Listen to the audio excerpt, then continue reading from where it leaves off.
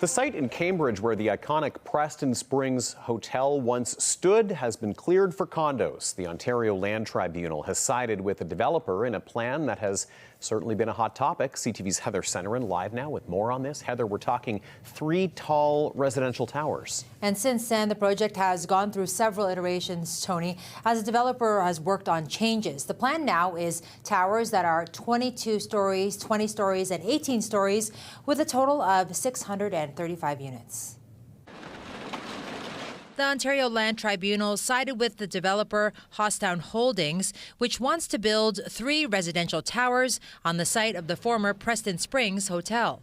It was a 3-way fight. There was the city, the developer, and us. The OLT dismissed 2 appeals, one from a Preston resident who has been lobbying against the project for years, citing concerns about size and traffic congestion. But mostly shocked and disappointed. Glenn Nias represented himself, and using community donations, he hired 3 experts to be witnesses in heritage, traffic, and planning.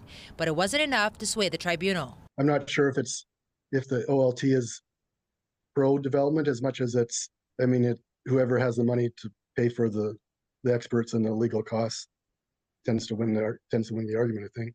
Hosstown Holdings appealed Cambridge City Council's decision last year to cap the development at 15 stories and only allow 2 towers. The original proposal was 3 towers ranging from 22 stories to 26 stories. Then it was changed to 18 to 22 stories. And so when council revised those plans to come up with something completely new on the fly, I paused and said, we got to slow down here. I'm not sure if this plan will work. Councillor Scott Hamilton was the sole vote against the city's cap last year. He says he's glad there finally will be movement on the site. Right now, it's an empty lot. It's been described as an eyesore, and so I think what this developer has proposed, although it's different than what's come before it, I still think it will be great. The mayor of Cambridge told CTV News the OLT's decision differs from the position taken by myself and council. While I'm disappointed by the outcome, the OLT is the final authority under provincial legislation. The developer says it's pleased with the tribunal decision, saying Hosstown has spent years, money, and effort on the project that is meant to serve as a catalyst for growth in the Preston core.